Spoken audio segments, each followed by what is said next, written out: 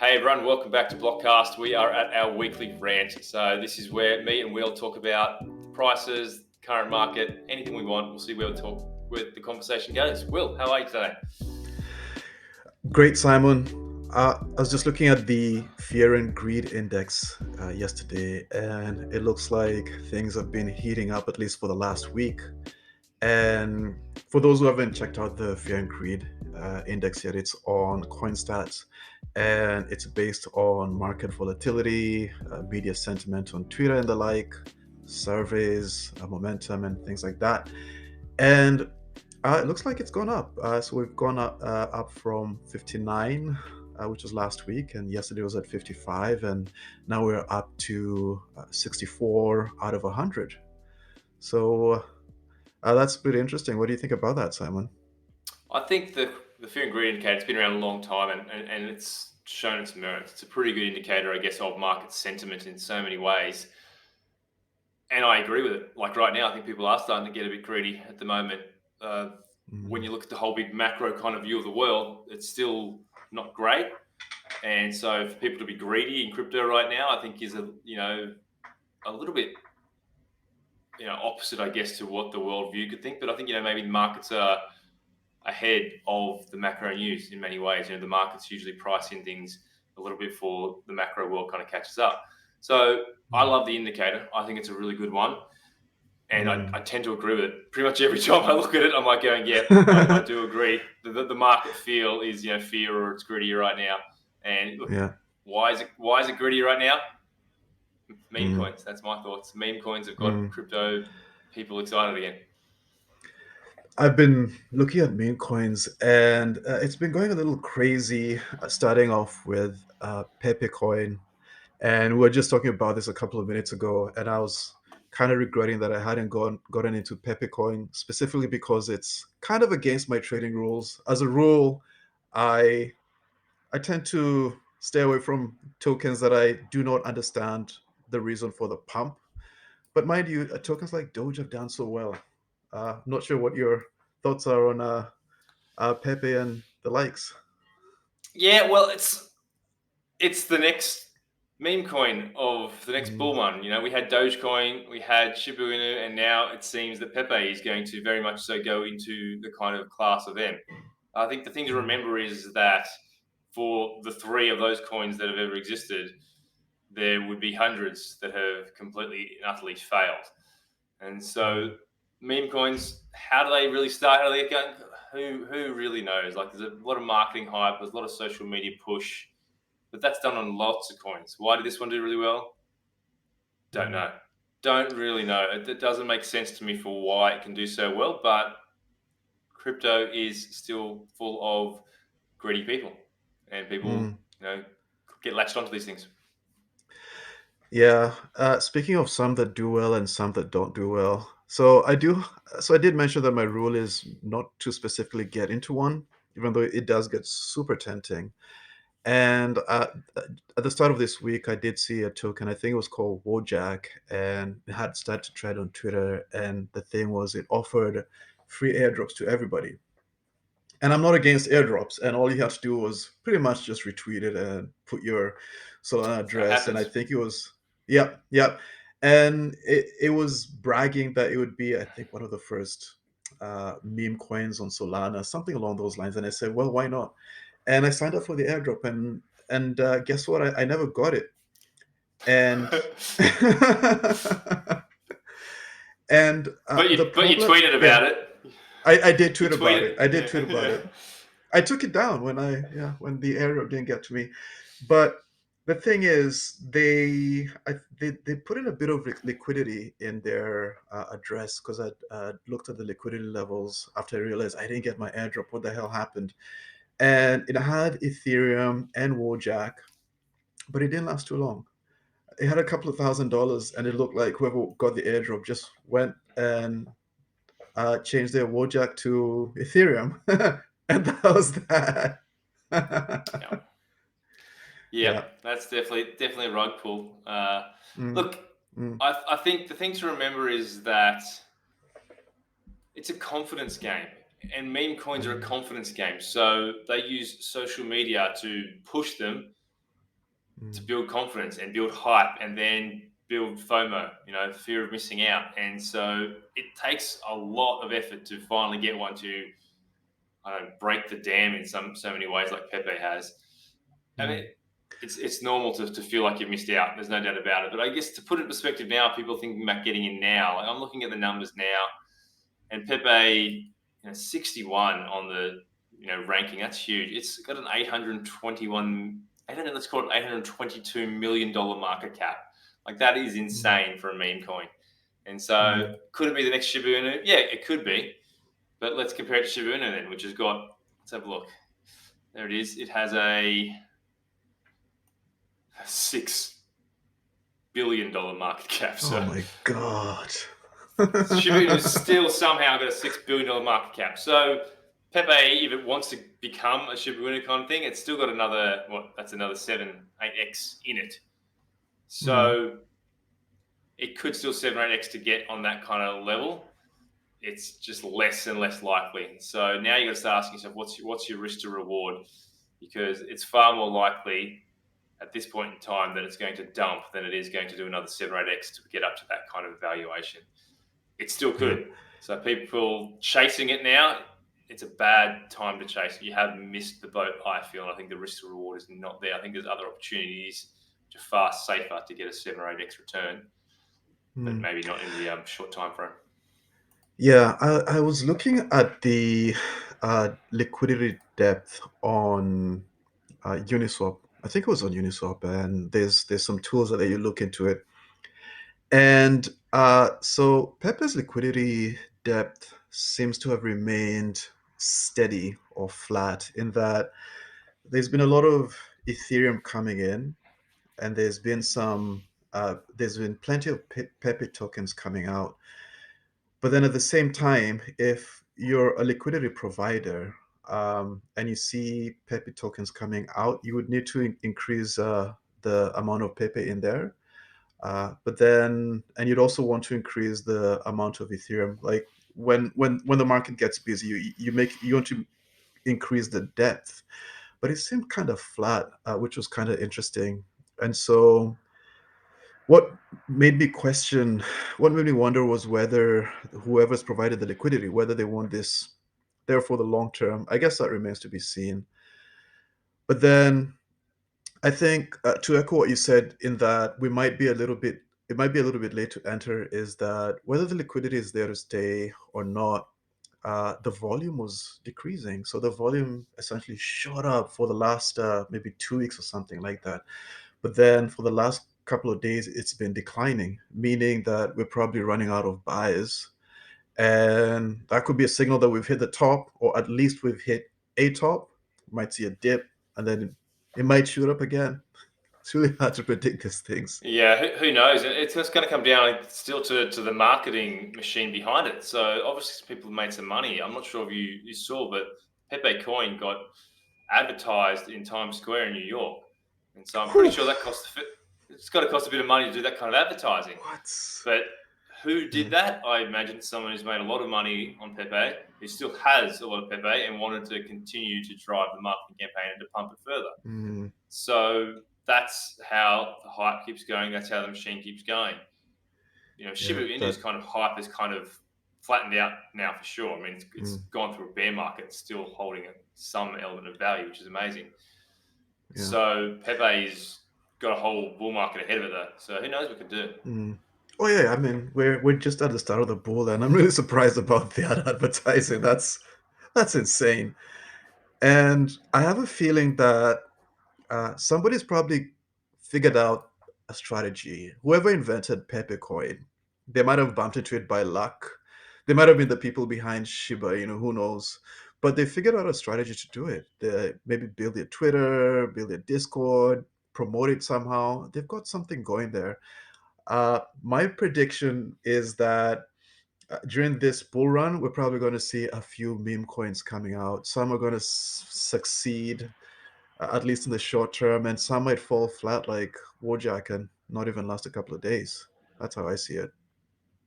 Oh, definitely. It's just Mm. part of the market. I mean, Dogecoin has been Yeah, around for a long time. Dogecoin, yeah. the creator literally said he made it as a joke, and it's still around. So meme coins are a part of the space, and it's a confidence game. People always sit there and refer and go, look, Bitcoin started that way as well. Bitcoin's Mm, now developed its narrative of store of value, digital mm, gold. It didn't have that start. At the start, it was a meme coin. It was a mhm, bunch of people who assumed it had an element of value, and they had to market it. And it's the kind of thing is that the more and more people talk about it, the more people advertise it, the more it goes up in value. The more people come into the space, the more people want to talk about it. It's effectively Ponzi scheme economics in so many ways. So it's got to mm. reach a critical mass, like Dogecoin obviously has, and Shiba obviously has, where it gets past just being a nothing coin and becomes a cultural coin in so many ways, Yeah. or creates a narrative and a use case like Bitcoin. And so Oh yeah. the meme coins just have to launch to this a lot quicker than Mm. anything else in the space, really. Oh yeah. And mentioning Ponzi schemes, I Oh, what a um, segue! I bumped into when looking at these meme coins, it got me thinking of Bitconnect, and I actually wondered what the hell happened to that guy. And I found his history here. So I get this. I didn't even know his the name. the guy. Do you want to let everyone know what the guy is Hey yeah, famous hey for? yeah, hey yeah. What's up? What's So up? What's for up? people who don't know, Bitconnect was probably one of the biggest Ponzi schemes that crypto had. And this was back in the 2017 bull market kind of craziness. It was just a massive Ponzi scheme. It had a huge marketing campaign, and this guy Carlos Mata was just very famous for his saying "Hey ya, hey ya," and his big shouting "Bitconnect," What's and up, what's up, what's up, what's up, what's up, what's up, what's up, what's up, Bitconnect? massively The- pumping the bags of this Ponzi scheme. Anyway, oh yeah. continue. Oh yeah. How's he Yeah, going? so he did that. He did that speech in 2017, and so that went down really well, and the token went up, and that was in Thailand. And in 2018, that's when the United States Securities issued a cease and desist to BitConnect and declared it a Ponzi scheme. Uh, Move on to end of January or mid January, BitConnect shut down, and that's when the price of the token BCC essentially crashed down to 22%. And a restraining order was put onto BitConnect's assets. Then, yeah, so what happens next, Simon? Do you want to continue? I haven't followed the guy that much because I wasn't sure whether he was just a promoter guy who got stuck in the wrong place or whether Mm. he really knew what was going on. Uh, but I don't know, there's an element of responsibility that would have to lie on this guy in some way, shape, or form. But I don't know, was the guy actually a founder? Was he part of the organization, or was he literally like a paid marketing campaigner guy? I don't really know that part of the story. Well, so the crazy thing is, the founder was uh, arrested in India at the in 2018 in August, and maybe 6 months later, Carlos uploads a video saying that he also lost money, and he was just let's call him a tool in the game. And so the crazy thing about this is that the founder was indicted in 2022, and Carlos is still out there. He's actually done an interview. I think that was in 2021, and he said that now he's a psychologist working with autistic kids, a life coach, and he tried to release his NFTs only chads. You can actually find it on Twitter, but it doesn't have that many followers. I guess he was kind of tainted by the whole BitConnect thing, but it looks like he landed on his feet. I'm really surprised that he got away scot free. So it just depends on how much he knew what was going on. Was he just a promoter or was he a founder? It's kind of like Mm, compare it to like Luna and Do Kwon. The mm, founder of Luna, and the arguments kind of go both ways. That he created a very successful blockchain which had a very unique failure mode in it that everybody was to a degree aware of. Yeah. with UST being backed by the Luna token itself and eventually depegging. So was he responsible? Everybody knew about it. At the end of the day, he made a lot of money off selling his Luna tokens as it shot up in value there. So he made millions, probably more like billions of dollars through his project that ultimately failed. And so, his attitudes of how he marketed it and his aggressive nature about it got him on the wrong side of everybody. But I mean, I'm not a lawyer. I don't really know whether he did something illegal because he built a project that had a very well-known flaw in it. And so a lot of people lost money. Not good. Yeah. But I don't know. Yeah. Yeah, not good. And you're right. He was kind of a jerk. There's some things he said. He was a jerk. He was a jerk. Yeah. Yeah, let's all laugh Anyway, at Do I Kwon. heard last I heard about Do Kwon, though, he was arrested, wasn't he? So I think obviously there are some charges coming against him in some way, shape, or form. Yeah. Anyway, I don't follow that story too much anymore because there's a lot of pain for me in that one to a degree. I did lose some money with UST. That's Oh, yeah. crypto, unfortunately. That's crypto. We do lose Yeah. money to make money at times. Yeah, it is. It actually makes me wonder exactly what the charges are going to be and how they're going to end up, because that implies that even if you're not sort of directly building a pyramid scheme, if somebody builds a smart contract that isn't exactly super stable, has some flaw, I guess they could be held liable. That's a little bit scary for any project builders out there. We're not lawyers. Yeah. We're not lawyers. We don't know what the rules are behind it. We know he made a lot of money. We know he made a lot of other people lose money. It wasn't good for crypto. All right, let's move on, mate. What else are we talking about? Eigenlayer, it's hitting the mainnet soon. They've been tweeting about it, and I'm kind of excited about this project. And So for this is a those project who, that we covered in one of our project podcasts. So Eigenlayer is a form of restaking your ETH, isn't it? if you could essentially put your ETH on Eigenlayer and pretty much pick a whole bunch of projects where you want to stake at the same time, which is kind of crazy. So you can stake on Ethereum mainnet, for example, and at the same time, your ETH can be staked on a couple of other services on Layer 2 that would compound your earnings. So you've got pretty much your cake and eat it. You don't have to decide, do I have to stake here or there? You can actually stake in 3, 4, 5 places, however many places you want. It's kind of nuts.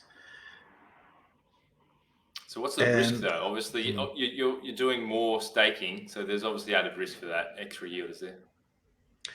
Oh yeah, there's definitely a smart contract risk, of course, from Eigenlayer itself. But then on top of that, there's smart contract risk from every other place that you stake.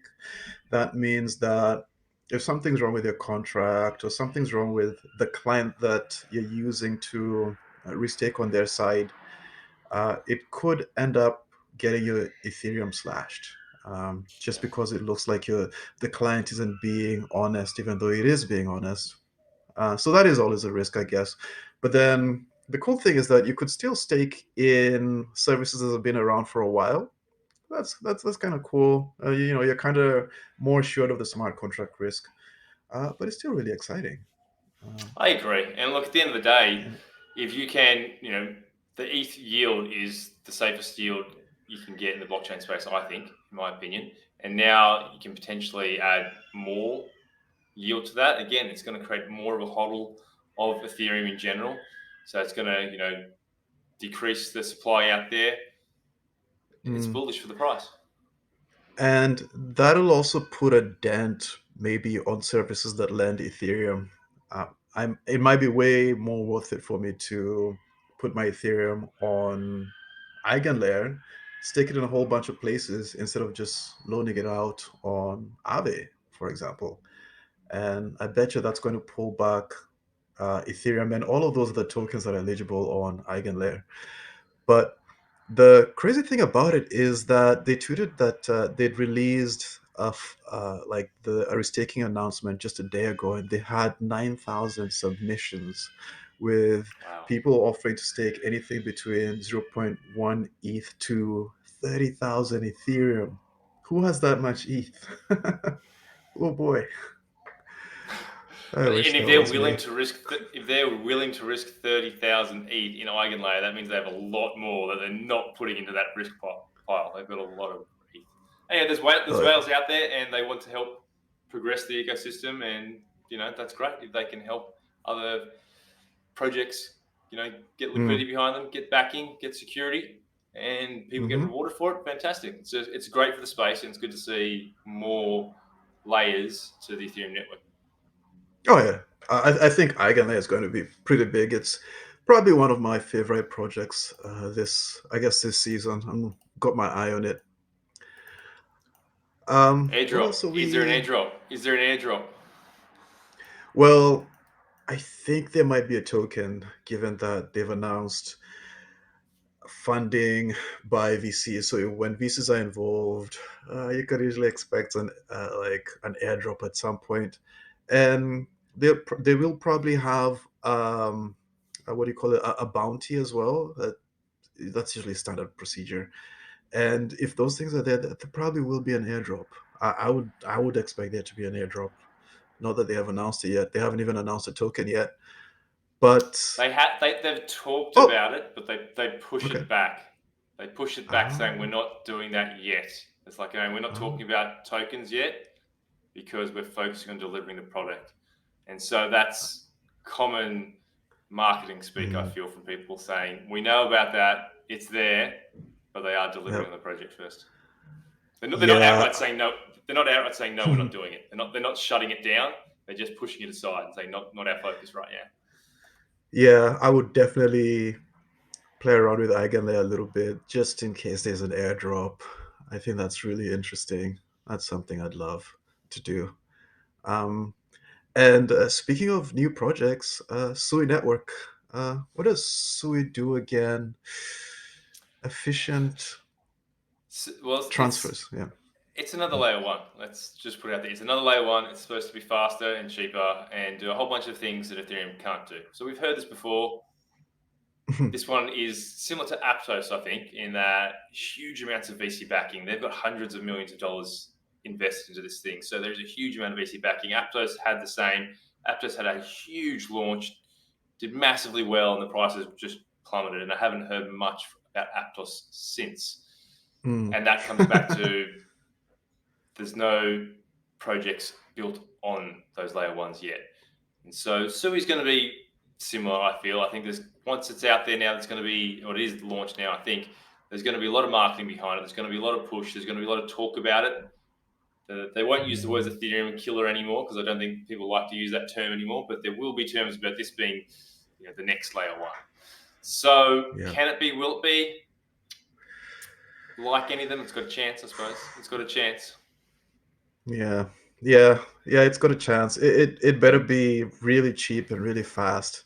And it better have a really compelling reason to move away from an Ethereum layer 2, because that cheap and fast doesn't work anymore, because Vitalik just goes, hey, yeah, but we've got a layer 2, so like whatever. And Your there's layer layer two, your 3s now layer that are, three. Yeah. yeah, they're even cheaper and faster. Yeah, but I think SUI Okay. Network's launched and it's got a $700 million market cap already. Looking at my notes here, so it's already massive and fully diluted. It's a $13.6 billion market cap, so that's a top 10 coin Yes. if it's fully diluted. So there's a lot of tokens being held back, funnily enough, by the Yeah. VCs. Yeah. So it's big. It is a big launch. It is a big layer one with a lot of backing. I'm expecting to see a lot of marketing on this one, just like Aptos was. But at the end of the Mm. day, for it to sustain those prices and sustain any kind of growth, they need people to build on it. So they need developers. So that's what I'll be looking for, to be honest, is are we seeing developers working on the SUI layer one? Oh yeah. I mean, I would really want it to crash in the next month or so, because then it makes it an interesting token for me to look at. because we're still at the beginning of the bear, and I find crashes extremely attractive. And if there's a VC listening, I'm sorry, but I really want that token to crash just out of personal reasons. Yeah, and I still think the risk to reward on this one is not great at the moment. It's just such a high market cap already. So, Mm, do we need another layer one? Is it going to be competitive with the other layer ones out there? It's really unknown. So, for me, yeah, I sit there and going, the risk to reward's not there. As you say, if it crashed in price, yeah, maybe it might be more enticing. yeah, Or if it started yeah. getting more development, if you started seeing projects going on there, then the risk to reward changes. The risk goes down because it's people building on it. So until we see that, it's too risky in my mind. Mm, mm. Maybe a final topic, because we talked about layer twos and layer threes. Lens protocol, social network that's been a little bit expensive. It costs, I think, something between 7 cents to 20 cents to create a post or something like that. They released what they would call a layer three, but I'd really want to call it more of a layer four because we're just talking about layer fours. We just jumped past 3, did we? Yep. Well, that's the thing. They've already had app chains have been out for a while. So, what is it? Let's say ZK Sync is a layer two, and if you want, you can create a layer three, what they're calling hyperscaling, and create an app chain on top of that. So, what Lens Protocol have gone and done is they've created this protocol where they pretend to do a transaction, but they don't. And that's putting it kind of simply, obviously oversimplifying it. But so they're on Polygon network, and if you want to create store a transaction on a blockchain, what you do is you first create the transaction, you sign it completely offline, and then you store it in the blockchain. But what they do is they create the transaction, and then they sign it to make sure that it's correct.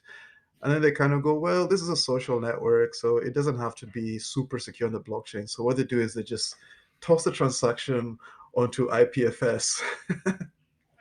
That is essentially, I guess, So I guess a layer four. it's not actually what No, rolling it back up to the mainnet. it's not rolled into mainnet. It Okay. just goes into IPFS. They say they're using, I guess, the same protocol that Polygon uses to sign transactions and all that kind of business, but then they don't store it on Polygon. And their reasoning is that, well, it's a social protocol. So when you upvote somebody or when you like something or when you share something, it's not that serious and it might not really need to go on the blockchain. But then the important thing, so like when you create a profile, which is an NFT, that goes on the blockchain. But then when you like or share or all of these other things, it's I want to call it hyper scaled, where they want it even faster than cheaper than I guess ZK6 hyperscale blockchain. And they're putting it into IPFS. At which point, I think they should have just used a database. I respected them for having some cool ideas. Like you said, I think it's more interesting to roll it up after maybe a week. That's a really interesting idea. Yeah, that kind of makes sense to me. Yeah. But I guess, I think they might be right. Not everything needs to be on the blockchain. And so maybe your identity needs to be on the blockchain. Obviously, your money needs to be on the blockchain. But if someone liked your comment, maybe it doesn't need to be on the blockchain. That makes sense. So maybe this is a world that we're moving into, is that the things that are important are kept on blockchain and things that aren't important are not. That kind of makes sense in my mind. Yeah, and I mean, I was, I guess, criticizing them a little bit. I think what they're doing is kind of cool, and I guess one good thing about it is that it's not on the blockchain, but it's not on a database, meaning that it's still decentralized and I guess unstoppable. It's on IPFS. That's pretty unstoppable, and it's decentralized. So I guess that's kind of a cool feature. Yes, that's sticking with decentralized themes. Well, hopefully this means they'll actually allow new users onto Lens Protocol, because you had to apply to get connected on there, and you could get them like they had, I guess, with beta testing or something like that. But maybe now they're willing to open it up and anyone can sign up. I'd probably give it a go now if I can. Yeah, it's expensive. 20 cents per user is a huge acquisition cost on top of regular acquisition costs that normal companies go through. Add 20 cents on top of that. That's pretty big. Throw in hundreds of thousands of users who might just be creating accounts, and then that's it. Some might be bots. I might go on Lense protocol, create an account, and be like, "Not for me." Walk away. That's pretty big cost. So it's Well, really something that they have to. it goes into the theory that that Twitter came out with having to pay for your blue tick, because then it stopped bots being created, because now if there's a financial incentivization, the bots have to make more money than constantly paying for all these blue ticks. And so Lens protocol is the same. If there's a fee for entry, then the bot has to be making more money than that fee for entry for it to be financially viable for them to try it. So it gives that wall of bot moving into space. So I don't mind that, and it comes back to also the whole social medias in general. But we don't realize that when we're using Facebook that we are the product, but we're societally and culturally expecting these things to be free now. So that's kind of the change that we've got to get used to, is that if we want something to be where we're not the product, we pay for it. Oh yeah. I guess I'm happy to pay a little bit just to not be the product. And well, I guess that's it for this week, Simon. That was a pretty good rant. Awesome, mate. I'll see you next week. Amazing. Until next week, Simon. Bye.